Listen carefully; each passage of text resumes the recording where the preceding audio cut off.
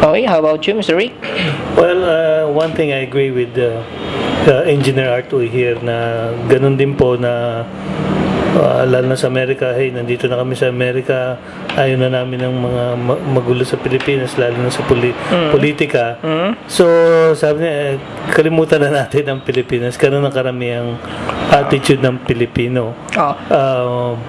Pero yung mga Filipino-Americans po ngayon, nag-iiba po ang mga isip ngayon sa mga ibang kaibigan ko na iniisip nila mag-dual citizen para makaboto po sila. At least kahit papano po, nakakatulong sila in a way dito sa atin sa Pilipinas.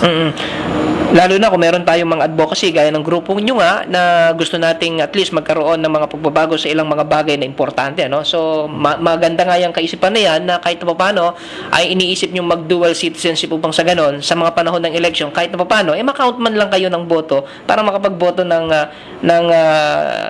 kinikilala nating mga leader na gagawa ng mabuti sa bayan. Actually po, Mr.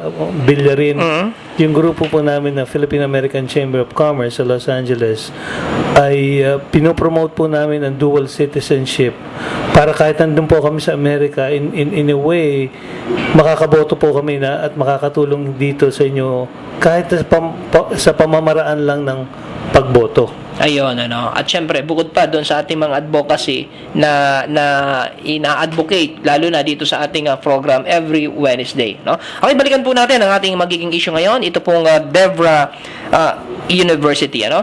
Siguro, kilalanin muna natin itong Devra University. Mr. Ray, actually, professor, ano? Tama nga si Mar na hulaan kagad kasi school, eh. No? So, kasi ang Devra University po was established in 1923. Nagsimula po yan na parang technical school, yung mga dati po vacuum tube ang ginagamit, tinuturuan pa paano mag-ayos ng radyo, nung ganun pong panahon. Hanggang nung dumating po ng ikalawang digmaan, ang eskwelahan po ay ang unang nagturo ng yung latest technology po nun is radar. Yung po ang tinuro. Since then ho, ang eskwelahan na to ay tuwing technology, ito po ang forerunner sa technology. Although may mga school din na right now are doing technology, but ito po ang eskwela na kung ano pong hinahanap nyo latest ngayon sa mundo, nandun po, itinuturo po sa eskwela. Okay, no? Total, nandito tayo sa issue ng edukasyon at kung paano maresolbahan yung ilang problema natin dito sa Pilipinas, kaugnay sa edukasyon, ano? Sa tingin ng American for a Better Philippines, ano ba ang state of education ng ating bansa? Siyempre, based on your observation muna. Opo. Well, ang sa nakikita po namin na dito sa Pilipinas, number one po, ang kulang na kulang isang budget para sa edukasyon. Kailangan talaga is bigyan ng budget ang edukasyon para ang ating mga kababayan is well educated. Although right now, lalo na sa Amerika, karamihan po ng mga nurses, doctors, dentists doon, even accountants are mostly Filipinos that are educated here. So we are competing out there. But the best way for us to right now to be able to compete more in the global arena right now is to give the best education to as many Filipinos as possible. And not only that, those who are Filipinos who are really talented should be given the opportunity like government sponsorship at tulungan po itong mga talento na to para bigyan po ng budget para ito po ang magiging leaders po natin dito sa country, like sa either technology, sa medicine, whatever areas po ng pag-aaral na pwede silang maging leaders.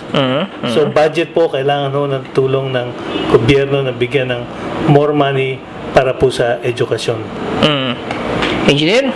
Ang malaking naobserbahan kong makakatulong is ibalik ang English na parang language din na ano, kasi ngayon natatalo tayo ng ibang bansa kasi yung ginawa natin na tinanggal natin ng English doon sa mga Maraming nasayang na trabaho na nakuha sana natin. Hindi natin nakuha dahil na ano sila dahil sa problema natin sa English. Ditong mga bagong kabataan. Kasi nung panahon namin, kami Philippines ang magaling sa kagaya nga nung Clarkfield, kaya nagustuhan ng Amerika sa Clarkfield dahil wala silang problema sa communication. Instead na sa ibang bansa may problema sila sa communication. Eh ngayon nawawala na yun kasi nung ginawa natin na Pilipino ang ginagamit na lahat gustong palitan. May problema yun sa Kaya kailangan ibalik natin na ang English kasi ang parang nagiging international language ngayon. No, actually, yun talaga ang international language, English. Di ba?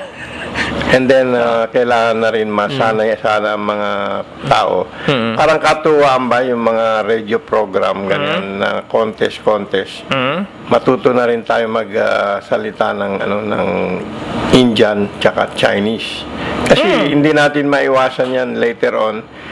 Ang daming ang Amerikano ngayon, para naramdaman nila, para umasenso sila sa business, nag-aaral sila ng Chinese, Indian tsaka Chinese, because yun na lumilipat na mga trabaho doon and how do you communicate with them?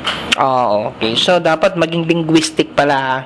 Yeah. So dapat maging maraming lengguwahe dapat nating matutunan, So dalawang punto ang binanggit niyo. Una, yung budget, at yung dapat ibalik yung sa school ang module of instruction dapat maging medium of instruction dapat English, At syempre para sa kaalaman ni Professor Rick, itong budget actually sa ngayon talagang education ang most budgeted much budgeted department sa lahat ng agencies, Pero sa nakikita nyo mukhang kulang pa rin pala yung budget dahil unang-una maraming bakit sa tingin natin, sa tingin nyo ba maraming estudyante ba ang hindi nakakapag-aral sa kolehiyo dito sa Pilipinas?